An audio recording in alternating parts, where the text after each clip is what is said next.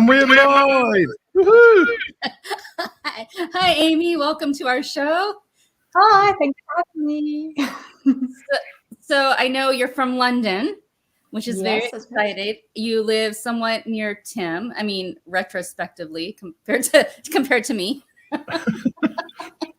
I've never heard anybody say be called retrospectively living near. I don't even know if I used that word right. What does it No, even you mean? didn't. No. We knew what Okay. you meant, though. We knew what you meant. So retrospectively, let's start off the interview. Okay. Let's start with that. What does it mean? It means in the past. It means like if you apply something in the past. So if you introduce that's a new true. tax policy, you go like, oh, it applies to all the previous years as well. Or something along those lines. That's true then, isn't it? Anyway, before we get too waylaid and dictionary definitions and tongue twisters, can you tell us why I have unilaterally christened you the Niche Whisperer? Tell the audience what exciting stuff you do for businesses and how you help them. Yeah, so I help mainly service pros, I like to call them, so service-based businesses, get clear on their niche, which is who they help and how they help, so they can stand out, they can position themselves as the go-to person, and so that they can attract more of their right customers. I like to call them A-list clients, because I feel that not all customers are created equal. So, we don't want to be attracting those kind of clients that haggle on price or don't really value you or all those sorts of things. We want the A-list clients are the ones that you really love to work with, who want to work with you for you and what you provide and all that good stuff. And to do that, we need to have something that makes us different, because if we're just doing exactly the same thing as everyone else and we're saying the exact same thing as everyone else, it makes it really hard for people to choose us over somebody else or just make a decision. And if people can't make a decision, if nothing's different, then they go for things like who's the cheapest. And that's not a place you want to be. You want to get out of that. So so that's why I help businesses get clear on their niche, so what makes them stand out, but also for them as well. It makes things so much easier.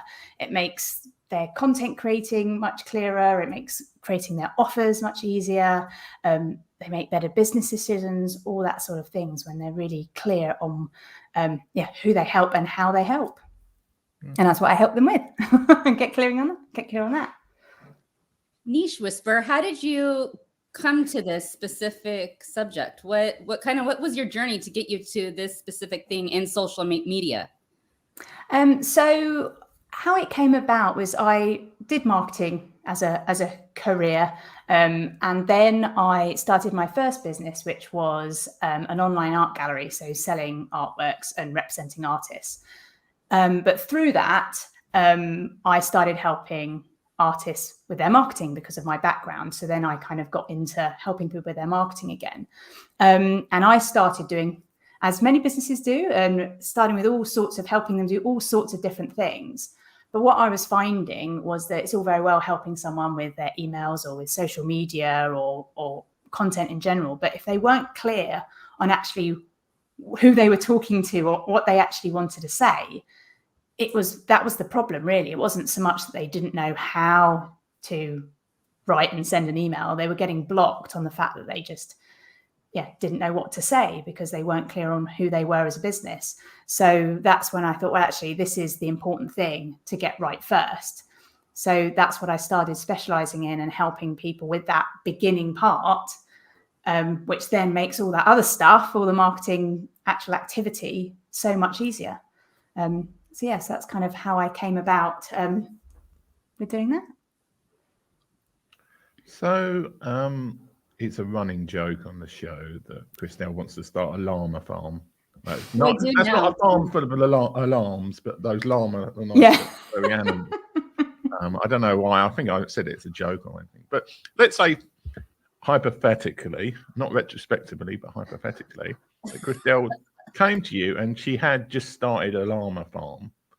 but she wanted to really like niche down. I mean, llama farm is pretty niche, but like let's say that she wanted to identify like some kind of what kind of questions do you ask somebody who comes to you as a customer who really kind of knows that they need to have a niche or some sort of focus on their business, but they don't really know where to start?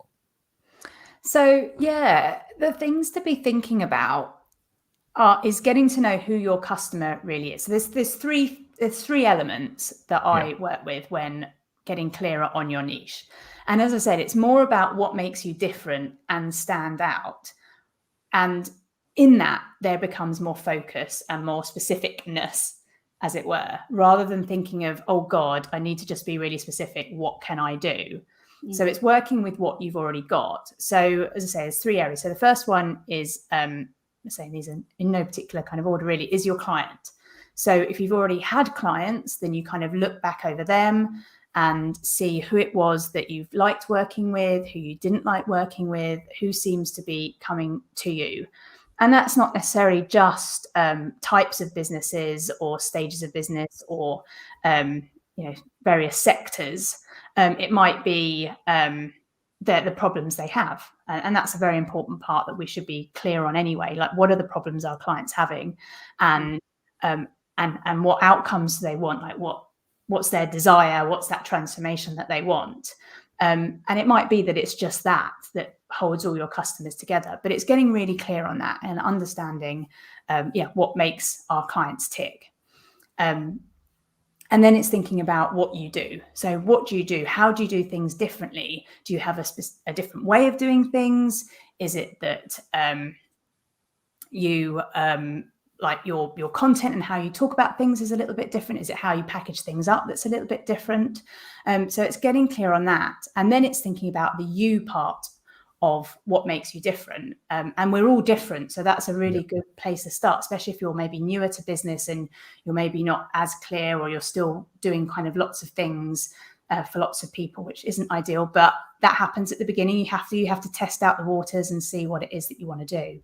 And it's getting clear on that, like what makes you different? Why are you different to somebody else? So it's kind of amplifying elements of your personality or your brand or things like that you can work with from day one. And then as you go along, it's getting clearer.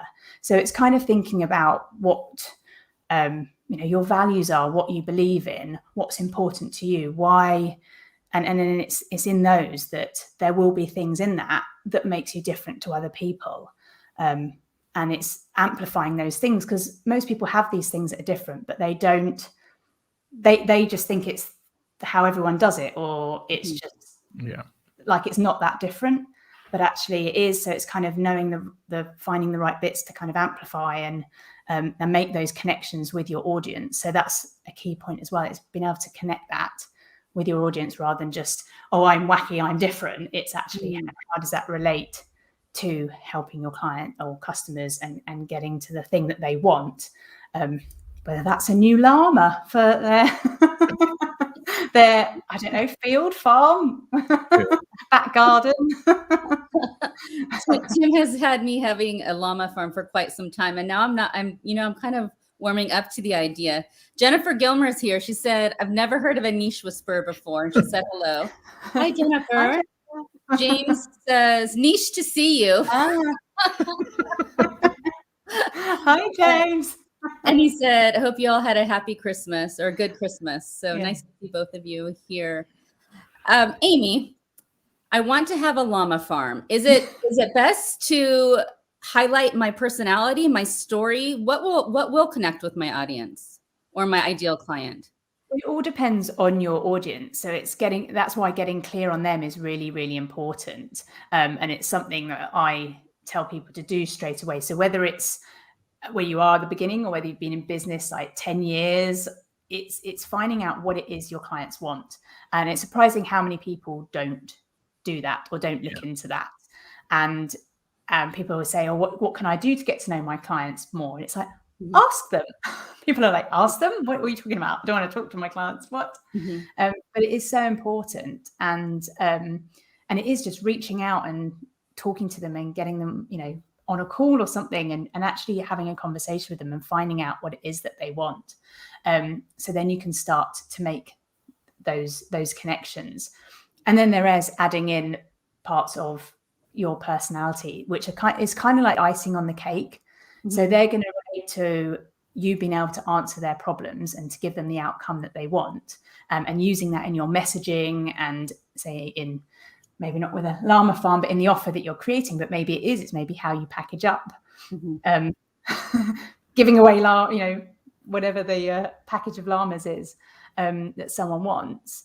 And then it's, having that story and why you do what you do and your values and elements of your personality is a nice, icing on the cake, that if you are kind of giving out what you're like, you will attract people who are similar to you, who will connect with you on a personal level, like you would if you kind of meet people in real life. You feel connected to some people over other people, and the same way as you would. And it's why it's really important to kind of talk about more personal elements of you in your business as well. Is the same way someone would connect with you.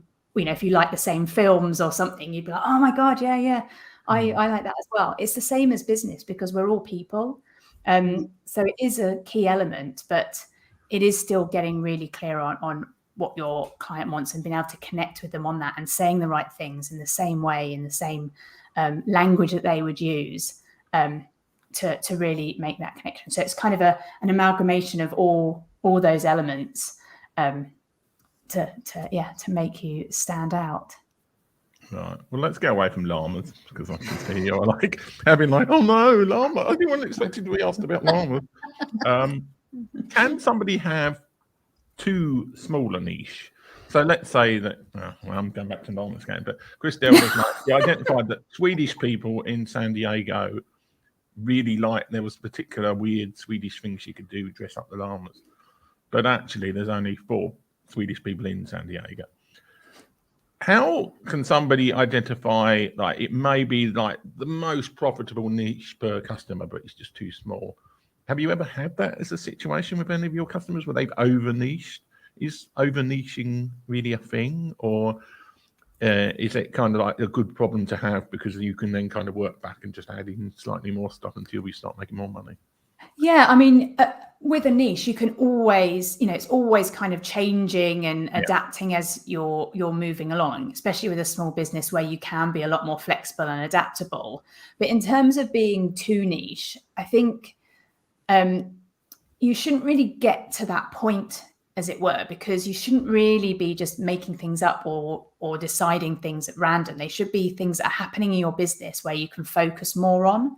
Yeah. So it shouldn't be where you just kind of go, oh, I've decided, llamas to Swedish people in San Diego, because there should have been some kind of route to there. Perhaps, you were,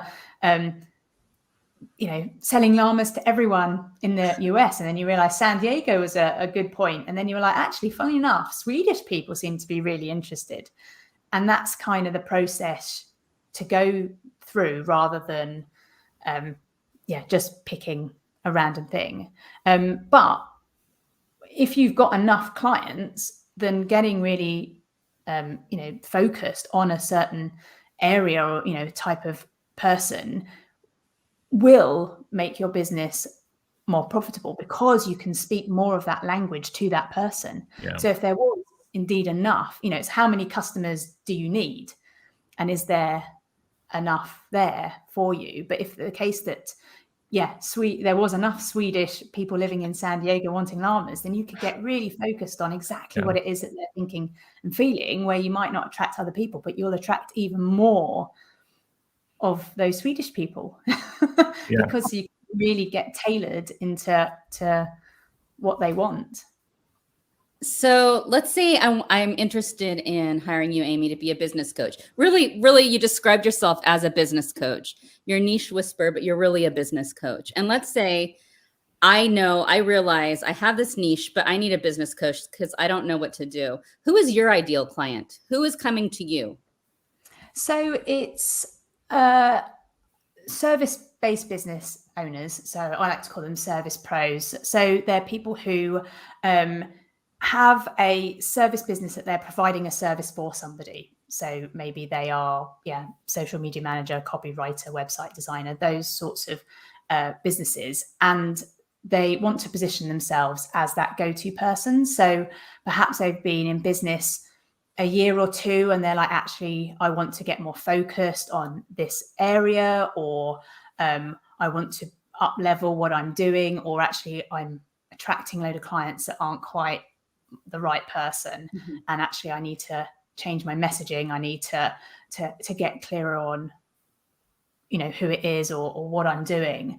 So that is the person. So it's someone who is providing a service, and they're in that kind of transitional phase, I would say, that they've kind of been working in their business, but now they know it's time to start to up level what they're doing, whatever that means for that person. But they just need to get clear on their messaging, what, their services they're providing.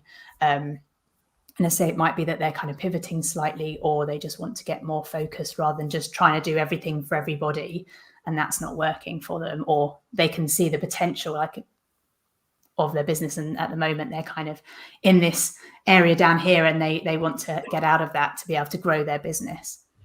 Mm-hmm. So after calling you the niche whisperer, it's entirely my fault. It's like nobody else, though. You feel happy to steal it, because I think people like that term. Yeah, so, I'm happy with that. What would you say from your business coach point of view? So it's like wider, like when you look at somebody who comes to you as a client, what are you? I mean, without being personal or like that, what are the things you think? Oh, that's great. Like that client's really going to succeed. And what do you think? Like, oh, this person's probably not going to be that good. What are the kind of the good and the bad side? What are the when you see a customer or a business company, what makes your heart sink and what makes your heart feel with joy in terms of like, oh yeah, this will be a good client? I mean, obviously, it doesn't necessarily mean that if somebody comes to you with either, then they're not going to succeed or they're going to succeed. But what are the sort of the highs and lows when you look at somebody coming to you from your experience as a business coach? Oh, okay. As terms of who makes a good customer for me, or what makes? Oh no, just in general, like coaches, like, or how I know they need my help. Yeah, and whether you think they're going to be successful or not, like just as a kind of a third party person coming in with like clients, like what are the most successful? What do you think? Oh yeah, that's a good sign, and this is like, oh, that's a bad sign. I think in terms of who makes a good client, it's someone who really wants to make that change. Yeah, I think it's like anything. If someone just wants to hope it will just happen overnight, and it will work, that goes for everybody. In terms of who I know, I guess the kind of, I was going to say red flags, but that means a warning sign. But the things that I can see, like the triggers, I guess, for someone wanting help with me, are normally that they are going to do their website or something like that, and they've realised they're not sure what to say, or they know it's all wrong, but they don't know what to change it to, or they're finding things like their content really difficult, or they're not really sure of things in their business, and they start to know it's holding them back. So I think when someone's got to that point and they know they want to make the change because they want to be able to do those things and move their business forward, that's a good sign, because that's, say, normally when people come to me and they're kind of in that phase where they want to get these things done, and they're motivated to do it, and they can see the value in it, they can see how they've been struggling, and they need to start to get things like their messaging and just generally about they get clearer on, get more clarity and more confidence on their business. So I'd say those are the things. In terms of say what I see with clients, or when people do come to me, or just that I see that people could do better it is, all to do with the messaging. And if like people are being too confusing and you don't really know what it is that they're doing or who they're doing it for, or they're being way too general. So you're a bit like, I don't know how this would be of interest to me, because you've got to think, everyone's really quite selfish. Everyone thinks, what's in it for me? Why is this going to be so good for me? And so it's people who are just kind of being a bit too top level with what they're talking about. And actually it doesn't get to the emotions and doesn't kind of pack that punch for the person that they're trying to talk to when they're being just quite general. So that's something I see of what people are doing, and you can kind of see why they're struggling, because they're just being way too general. It's not kind of grabbing their clients enough because it's a bit wishy-washy. You can't really tell what it is that they're doing. It's way too general. So they're things that I kind of see when people do tend to struggle. I think that's probably a really common problem. I know when we're trying to put our messaging out, I know I ran into that problem a couple times, trying to put our messaging out, trying to put our story out there. Do you see that as rather common? And do you help people fix that? Do you help them with their story and get their message more clear? Yeah, absolutely. So that's a key element of what I help people do. And it runs through everything you do in your business. And it's always changing and you're always adapting. And the more you find out about your clients, the more you can change and adapt things, or the more focused you feel you're getting, you can change things. But yeah, it is such a common problem that people kind of think quite, say, top level, and they kind of don't dig deep enough as well into what their clients. So therefore it doesn't kind of get to that emotional bit. So with my clients, I have a little kind of exercise that I do with them, which I call the onion test, where you kind of think of that problem and you kind of peel back the layers as far as you can go, because people tend to stop on that first one, but actually there's something a lot deeper, which is the real reason that they want your help, or that desire they want, or why they've got that problem. But yeah, it's something that I see a lot, and say it's normally the businesses, say, that are more general or don't quite have it right. And I say it's something you're kind of working on all the time, but it tends to be, if you find a business that is struggling a bit, it's to do with their messaging, because they're not saying the right things that are quite hitting the mark. And the thing with messaging is that you can just make a real small tweak and it can make a massive difference. It's not something that necessarily takes ages and ages and ages. So it can be that you just have to tweak things out just that little bit, and then say you kind of can immediately, as it were, get clients. It is quite an amazing thing. If you kind of just make those tweaks, it can make all the difference. I think the other thing that goes right along with this is making sure the message is consistent across every social media platform. Is that something you see as well, that might be a little tweak that businesses need to do?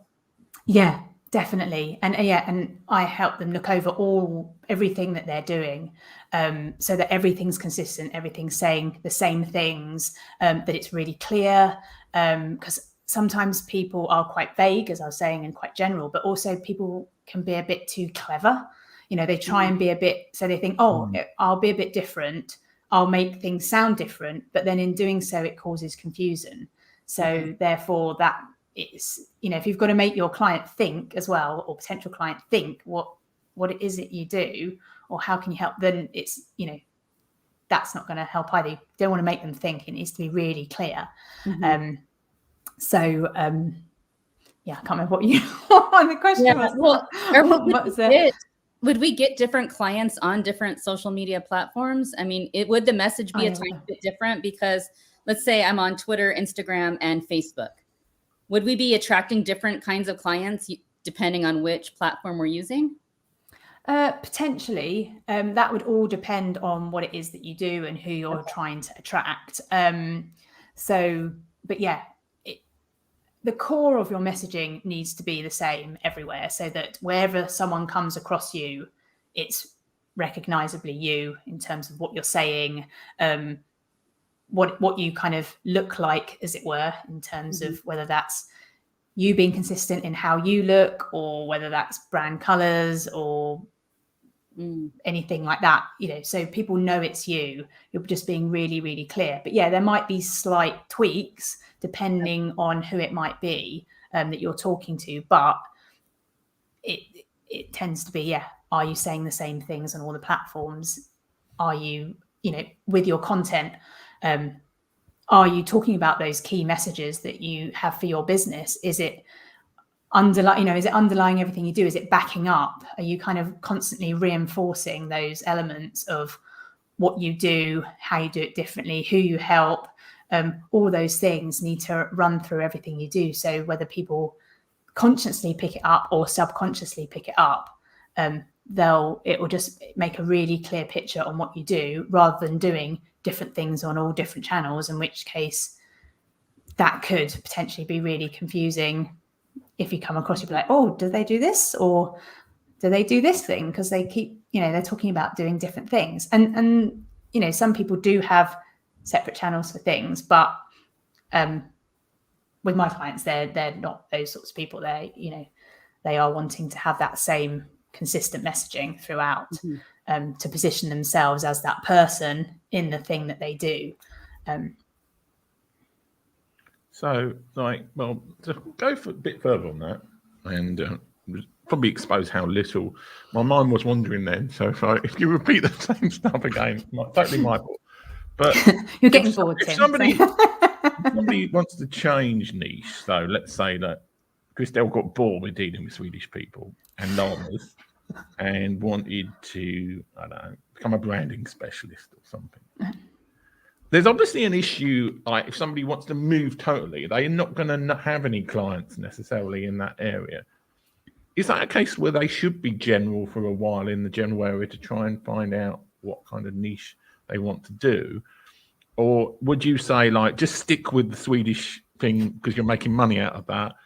I mean, what kind of advice would you give for somebody who wants to change niche because maybe they're just massively bored with the very tight niche that they picked? I mean, there's changing niche and there's changing business. Yeah. So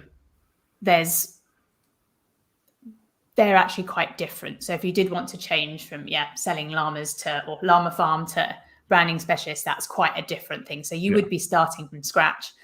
So it would be maybe testing the waters, trying out a few things.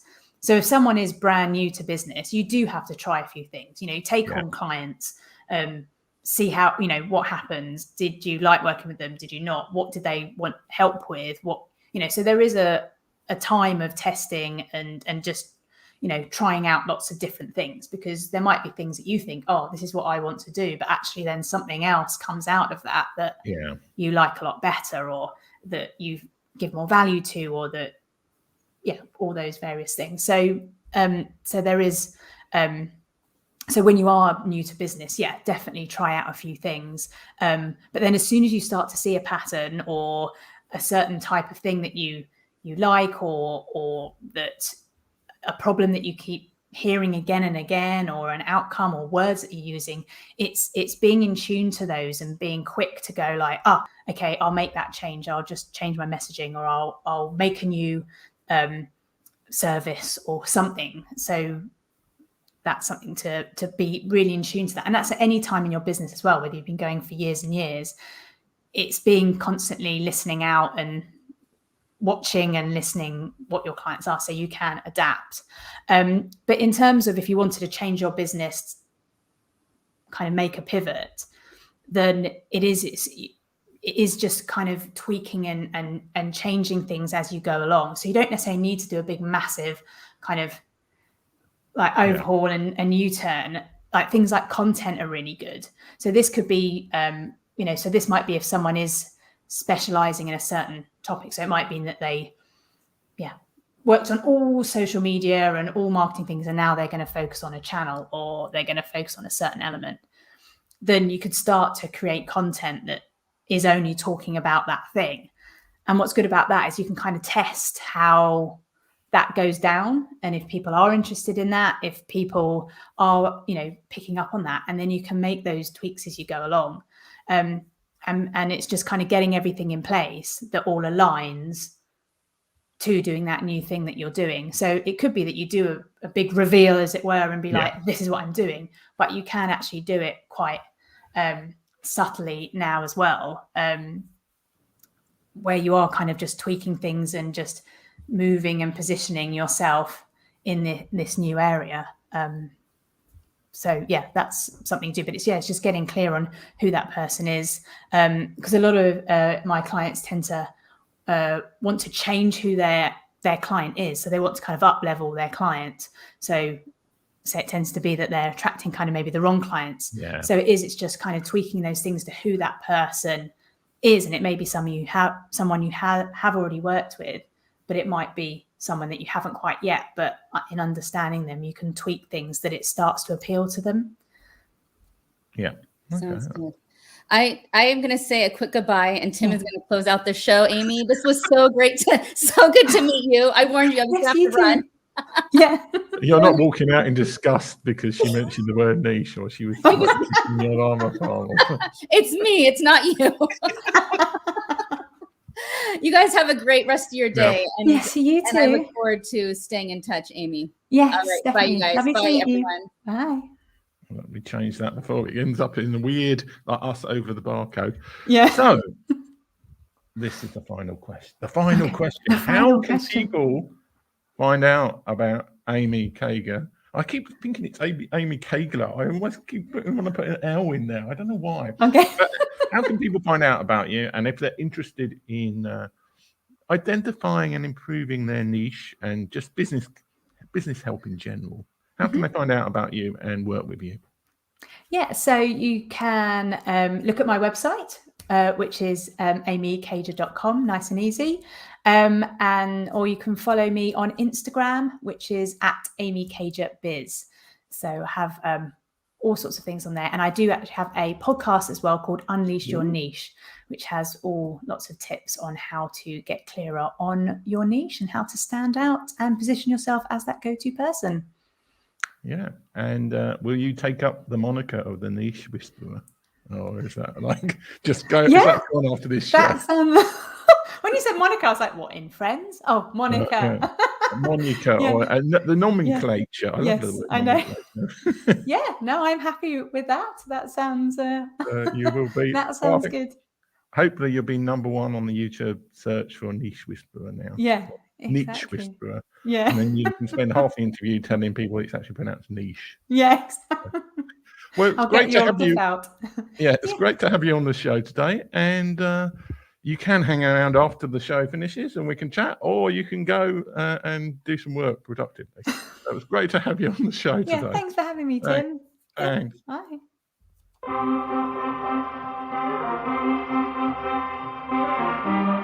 This is terrifying for me.